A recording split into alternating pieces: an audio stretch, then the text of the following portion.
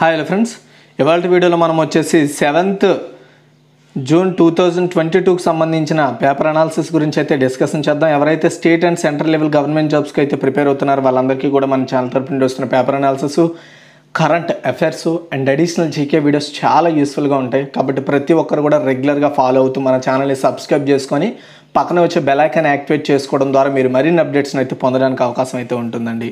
Guys, ఇండియాలోనే the largest learning platform and academy and APSC TSPSC ఉద్యోగాలకి, SI constable ఉద్యోగాలకి ఎవరైతే ప్రిపేర్ అవుతున్నారో వాళ్ళకి మంచి ప్లాట్ఫామ్ అనమాట ఇది. రక్షక్ అనే పేరుతో ఎవరైతే ఎస్ఐ కానిస్టేబుల్ ఉద్యోగాలకు ప్రిపేర్ అవుతున్నారో ఏపీ అండ్ తెలంగాణలో వాళ్ళందరికీ కూడా పర్టికులర్ ఒక బ్యాచ్ కోర్స్ని అయితే స్టార్ట్ చేయబోతున్నారు 5 ఎడ్యుకేటర్ల ద్వారా. ఇది 18th మే అయితే స్టార్ట్ కాబోతుందండి. దానికి సంబంధించిన లింక్ డిస్క్రిప్షన్లో ఉంటుంది. అదేవిధంగా వీకెండ్ మారథాన్ అనే పేరుతో ఏపీ అండ్ తెలంగాణ గ్రూప్ 1, 2 ఎగ్జామ్స్కి ప్రిపేర్ అయ్యే వాళ్ళ కోసం special క్లాసెస్తో May 13th, 14th and ఈ 2 డేస్లో 7 AM వచ్చేసి ఇక్కడ మీరు చూసుకున్నట్టయితే మల్టిపుల్ ఎడ్యుకేటర్స్ ద్వారా మీకు అయితే ఈ స్పెషల్ మారథాన్ అయితే నిర్వహించబోతున్నారు. అండ్ కాకి మారథాన్ అనే పేరుతో ఎవరైతే ఏపీ తెలంగాణ ఎస్ఐ కానిస్టేబుల్ ఉద్యోగాలకు ప్రిపేర్ అవుతున్నారో వాళ్ళకి మే 16th, 17th 7 AM multiple educators ద్వారా మీకు పర్టికులర్గా స్పెషల్ క్లాసెస్ అయితే ఇవ్వబోతున్నారు. మెగా మారథాన్ అనే పేరుతో ఎవరైతే ఏపీ అండ్ తెలంగాణలో అన్ని కాంపిటేటివ్ ఎగ్జామ్స్కి ప్రిపేర్ అవుతున్నారో వాళ్ళ కోసం మొత్తం మల్టిపుల్ ఎడ్యుకేటర్ల ద్వారా మే 18th 7 AM స్పెషల్ క్లాసెస్ అయితే నిర్వహించబోతున్నారు. దీనికి సంబంధించిన లింక్ డిస్క్రిప్షన్లో ఉంటుంది. And SI constable full length free test అయితే కండక్ట్ చేయబోతున్నారు. 150 ప్రశ్నలతో 150 నిమిషాలు ఉంటుంది. ఇది ఒక ఫ్రీ స్కాలర్షిప్ టెస్ట్ అండి.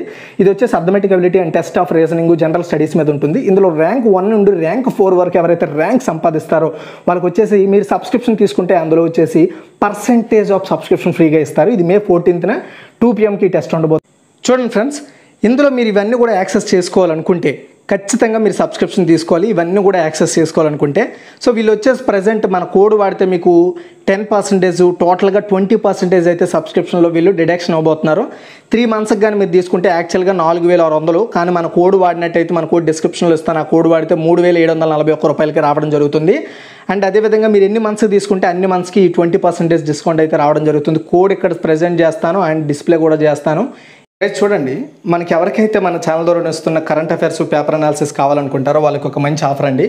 2021 నుండి 2022 మే వరకు కూడా ఎవరికైతే 12 నెలల కరెంట్ అఫైర్స్ పేపర్ అనాలిసిస్ కావాలో వాళ్ళకి కేవలం 200 రూపీస్ ద్వారా పొందొచ్చు.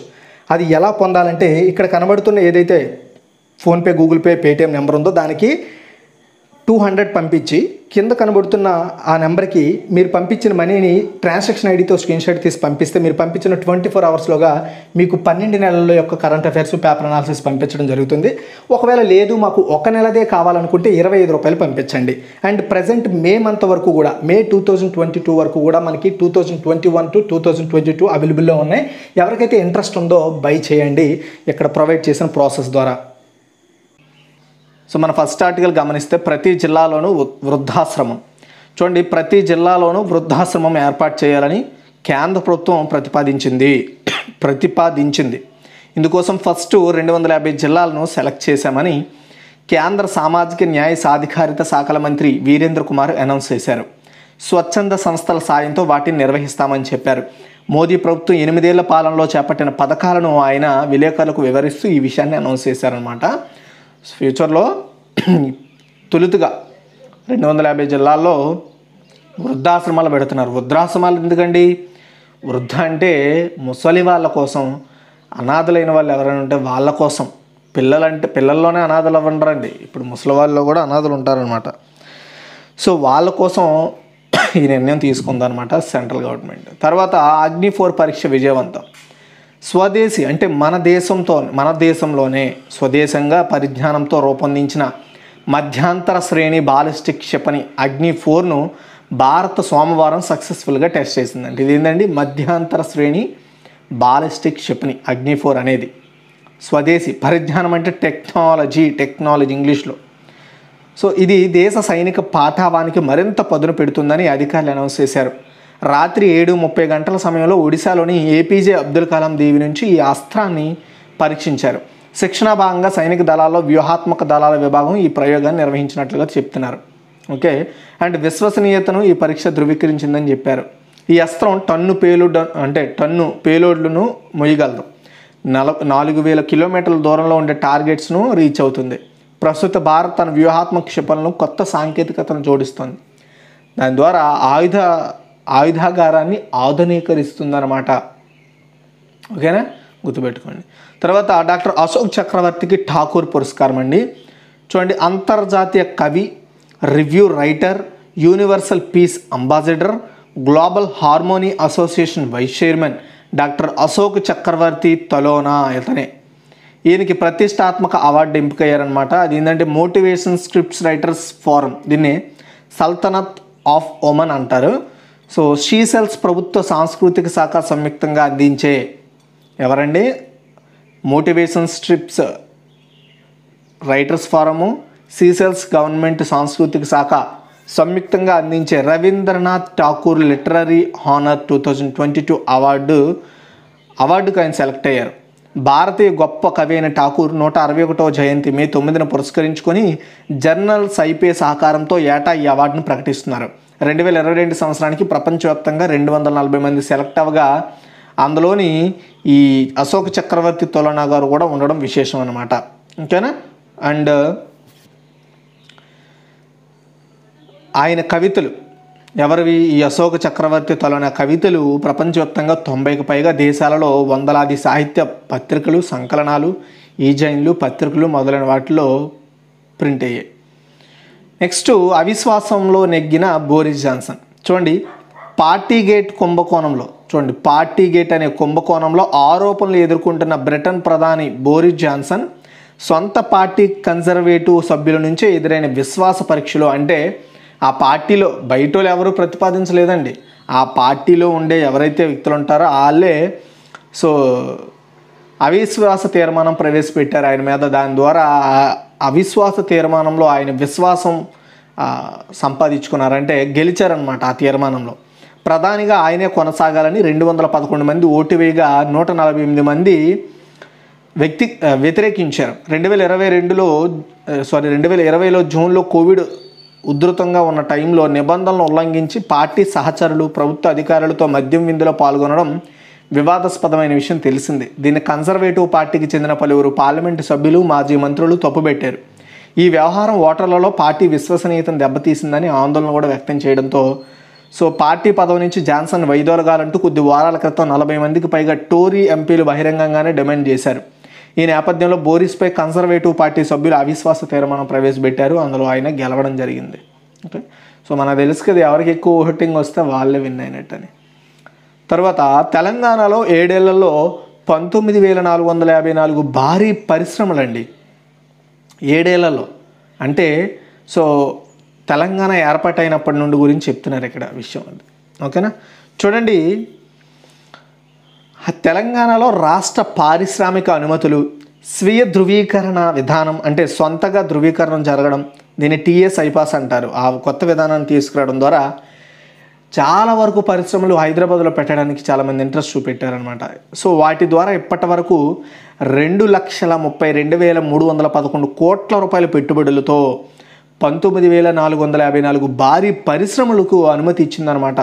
వీటి ద్వారా 16.48 లక్షల మందికి ఉపాధి లభించిందని 2021-22 రాష్ట్ర పరిశ్రమల వార్షిక నివేదిక వెల్లడించిందండి. ఏందండి ఇది? 2021-22 వార్షిక నివేదికలో ఈ విషయాలు బయటపడ్డాయి.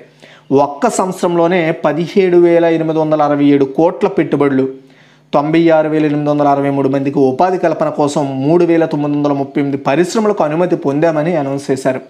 నీతి ఆయోగ్ నివేదిక ప్రకారం దేశంలో తెలంగాణ అత్యుత్తమ వాణిజ్య వాతావరణ నగరంగా 100 మార్కులు సాధించిందని, ఎగుమతుల్లో దేశంలో 5వ ర్యాంకు, గుడ్ గవర్నెన్స్ ఇండెక్స్లో వాణిజ్య పారిశ్రామిక ర్యాంకుల్లో ఫస్ట్ ప్లేసు, సృజనాత్మకత, ఆవిష్కరణ, మేధో సంపత్తి హక్కుల్లో అగ్రస్థానంలో హైదరాబాద్ ఉందట.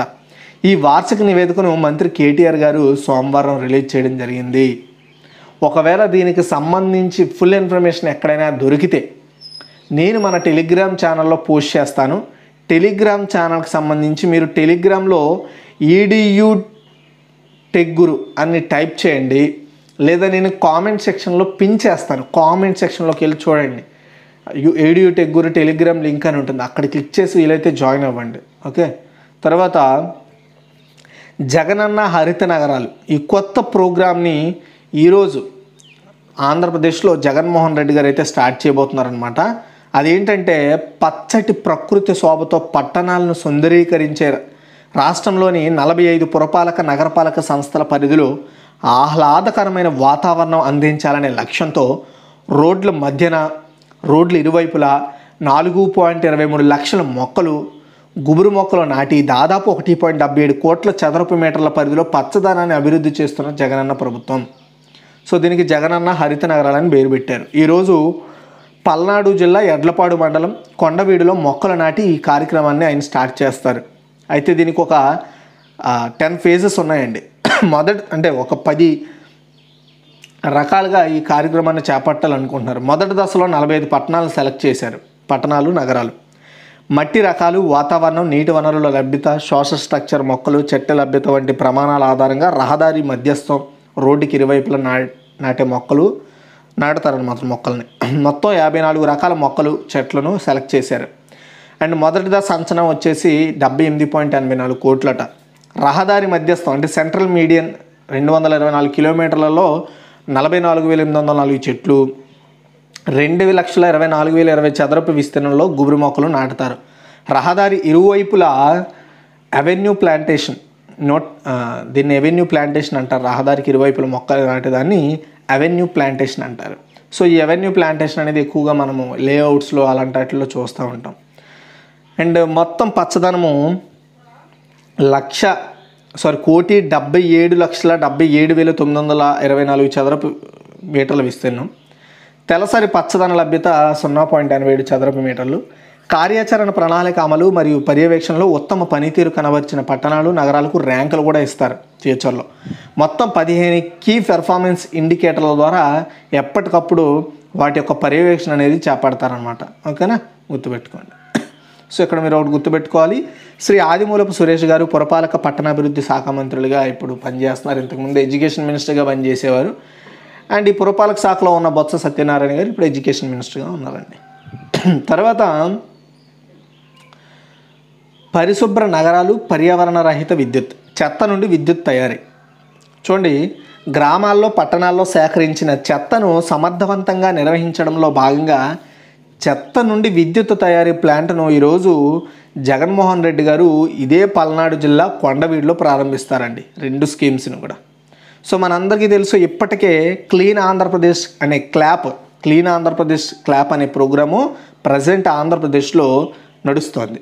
దీనికి అనుగుణంగా సో ఈ చెత్త నుండి కరెంటుని విద్యుత్ చేసే ప్లాంట్ను వాళ్ళు ప్రొవైడ్ చేయబోతున్నారనమాట.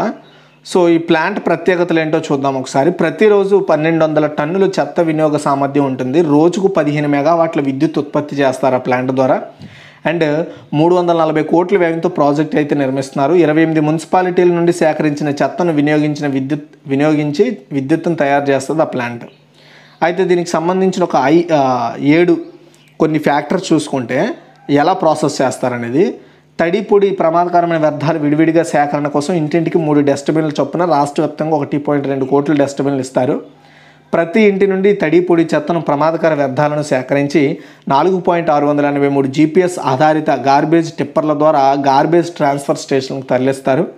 231 గార్బేజ్ ట్రాన్స్ఫర్ స్టేషన్ నుండి తడి చెత్తను, పొడి చెత్తను విడివిడిగా 480 కాంపాక్ట్ వెహికల్స్ ద్వారా ఇంటిగ్రేటెడ్ సాలిడ్ వేస్ట్ మేనేజ్మెంట్ ప్రాజెక్టుల వద్దకు చేర్చుతారు. అండ్ 72 ISWMల నందు తడి చెత్తను కంపోస్ట్, ఎరువు లేక బయోగ్యాస్ తయారీకి వాడతారు. పొడి చెత్త నుండి హానికర వ్యర్థాలు నిర్మూలన, తిరిగి ఉపయోగించిన వస్తువులను వినియోగంలోకి తెస్తారు. 2 waste to energy ప్రాజెక్టు ద్వారా చెత్త నుండి విద్యుత్తును తయారు చేస్తారు. గ్రామాలు, నగరాలను పరిశుభ్రంగా మార్చుట, రాష్ట్రంలో అన్ని గ్రామాలు, పట్టణాలను bin free and litter free, garbage ఫ్రీగా అభివృద్ధి పరచడమే వీళ్ళ ఉద్దేశం అనమాట. స్వచ్ఛ సర్వేక్షణ వంటి పోటీలలో మన గ్రామాలు, నగరాలు మెరుగైన ఫలితాలు సాధించడానికి ప్రయత్నం చేస్తారు. ఓకే, గుర్తుపెట్టుకోండి. క్లాప్ ప్రోగ్రామ్ అలా నడుస్తుంది, ప్రస్తుతానికి నడవబోతోంది. తర్వాత వచ్చే ఏడాది ఇగో అక్కడ మీరు ప్లాంట్ కూడా మీరు చూడొచ్చు, ఇదే ఆ ప్లాంట్ అనమాట. సో చూడండి, పల్నాడు. వచ్చే ఏడాది జనవరిలో UAE లీగ్ అనమాట. బరిలో 3 IPL ఫ్రాంచైజీలు. చూడండి, ఎమిరేట్స్ క్రికెట్ బోర్డు, దీన్ని ECB అంటాం, ఎమిరేట్స్ క్రికెట్ బోర్డు. అదే మన ఇండియాది వచ్చేసి BCCB అంటాం. సో ఈ ECB నిర్వహించనున్న అంతర్జాతీయ లీగ్ అండి. T20 మొదటి సీజన్ గుర్తుపెట్టుకోండి, అంతర్జాతీయ లీగ్ T20 సీజన్ను ఈసీబీ నిర్వహిస్తోంది. ఈ సీజన్ వచ్చే ఏడాది జరగనుంది. వచ్చే ఏడాది అంటే 2023లో జరగనుంది. అది కూడా జనవరి 6 నుంచి ఫిబ్రవరి 12 వరకు కూడా దీన్ని నిర్వహిస్తారు. ఈ లీగులో బరిలో ఉన్న 6 జట్లలో 5 భారత సంస్థలే ఉన్నాయంట. ఓకేనా, ఏందండి, 6 జట్లలో 5 మన ఇండియా ఉన్నాయి. 3 IPL ఫ్రాంచైజీలు ఉండడం కూడా విశేషం. Reliance Industries Mumbai Indians, Shahrukh ఖాన్కి చెందిన Kolkata Knight Riders group, Delhi Capitals సహా అంటే మన ఐపీఎల్లో ఉండే టీమ్స్ కూడా ఇందులో పార్టిసిపేట్ చేయబోతున్నాయి. So GMR, Adani, sport line, Capri గ్లోబల్తో పాటు మాంచెస్టర్ యునైటెడ్ యజమాని గ్లేజర్ కుటుంబ సంస్థ లాన్సస్ క్యాపిటల్స్ ఫ్రాంచైజీలు ఇందులో అవకాశం దక్కించుకున్నాయి. స్థానిక ప్రతిభావంతులు మరింత ఉన్నత స్థాయికి చేరుకోవడానికి ఈ లీగ్ వేదికగా ఉపయోగించుకోవాలని ఈసీబీ చెప్తోంది. అది గుర్తుపెట్టుకోండి. అంటే మన దేశం నుండి వీళ్ళు, మరి మిగతా దేశాల నుండి కూడా వేరే వేరే ఫ్రాంచైజీలు ఉండొచ్చు. తర్వాత BCCI మీడియా హక్కులు వేలం అండి. గుజరాత్లో తాజాగా నిర్వహించిన IPL విజయవంతమైన నేపథ్యంలో BCCI తన రాబడిని పెంచుకోవాలని అనుకుంటుంది అనమాట. సో BCCI అంటే board of control for cricket in India, అంటే క్రికెట్ నియంత్రించడానికి మన ఇండియాలో ఇది ఒక బోర్డు అనమాట BCCI అంటే. ఓకేనా, BCCI. సో తన రాబడిని పెంచుకోవడమే లక్ష్యంగా ముందుకు సాగుతోంది. తదుపరి 5 ఏళ్ల కాలానికి గాను, అంటే రాబోయే 5 ఇయర్స్కి మీడియా హక్కులను వేలం చేయబోతుంది. అంటే ఏదో మన ఈ BCCI నిర్వహించే క్రికెట్కి ఏదో ఒక ఛానల్కి 5 ఇయర్స్ పాటు, వేలంలో గెలుచుకున్న ఛానల్కి 5 ఇయర్స్ పాటు సో మీడియా రైట్స్ ఇచ్చేస్తుంది అనమాట. చరిత్రలో తొలిసారిగా ఈ నిర్ణయం తీసుకుంది. అంటే 5 ఇయర్స్ పాటు ఒకే ఛానల్కి తన రైట్స్ ఇవ్వడం. సో ఎప్పటికీ ఇయర్లీ వన్స్ ఇచ్చేది, కానీ ఇప్పుడు 5 ఇయర్స్కి ఇచ్చేయబోతుంది అనమాట. అండ్ ఈ IPLకి సంబంధించి నెల 12న మొదలవుతుంది అనమాట ఈ వేలం. ఈ ప్రక్రియ పూర్తవడానికి మరి కొంత టైం పడుతుంది. అయితే ఈ వేలం పాటను ఎవరు దక్కించుకుంటారనేది చూడాలి. మరి చాలా మీడియా ఛానల్స్ ఉన్నాయి కాబట్టి, మీడియా అంటే అదే టీవీ ఛానల్స్. నెక్స్ట్, కల్తీని పారదోలితేనే ఆరోగ్య భారతం అండి. చూడండి, దేశ సుస్థిర అభివృద్ధి సాధనలో ప్రజారోగ్యం కీలక పాత్ర పోషిస్తుంది కదా. సో కల్తీని పారదోలితేనే ఆరోగ్య భారతం అంటే మనకు కల్తీ ఎక్కువైపోయిందండి మన ఇండియాలో. ఎందుకంటే మనం అనుకుంటాం ఒక నార్మల్ ప్రోడక్టు 100 రూపాయలకు వస్తే వాడు ఇంకెవడో సేమ్ అలాంటి ప్రోడక్ట్ని బ్రాండ్ వేరుతో 50 రూపాయలకి ఎలా ఇస్తున్నాడు అని అనుకుంటా. సో అందులో 50% కల్తీ ఉందని దాని అర్థం అనుకోవాలి. అలానే అన్ని ప్రోడక్ట్స్ కాదు, ఒక్కొక్క రీజన్స్ ఉంటాయి. ఓకేనా. సో అయితే కొంతమంది డబ్బులు వెనకేసుకోవడానికి కల్తీ చేస్తారు, కొంతమంది ప్రోడక్ట్ సేల్ని పెంచుకోవడానికి కల్తీ చేస్తారు. సో ఈ 2 మేజర్ కల్తీలు అనమాట మన ఇండియాలో. అయితే ఈ కల్తీ వల్ల ఎవరు నష్టపోతారు? ఎవడైతే కల్తీని కొనుగోలు చేసి వాడుకుంటాడో వాడే నష్టపోతాడు. సో అలా కల్తీని మన బాడీలోకి ఎక్కించుకోవడం అనేది ఒక విషయంగా చెప్పాలంటే ఒక పాయిజన్ అండి. ఓకేనా. సో కాబట్టి మన హెల్త్ అనేది చాలా ఇంపార్టెంట్. పౌష్టికాహార లభ్యత, వైద్య రంగంలో మౌలిక వసతులు, ఆహార భద్రత వంటి వాటితో ప్రజా ఆరోగ్యానికి భరోసా లభిస్తుంది. మనకి అంటే పౌష్టికాహారం, మంచి ఫుడ్ తీసుకుంటే హెల్త్ బాగుంటుంది.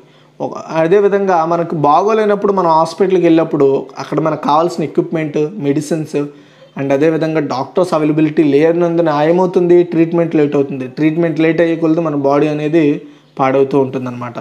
సో ఇవి చాలా ఇంపార్టెంట్ అని చెప్తున్నాం. సో ప్రజా శ్రేయస్సు కోసం నాణ్యమైన ఆహార లభ్యత చాలా ఇంపార్టెంట్. కానీ క్వాలిటీ ఫుడ్ అందరికీ అందుబాటులో లేక మానవ వనరులను తీరని నష్టం కలుగుతుంది.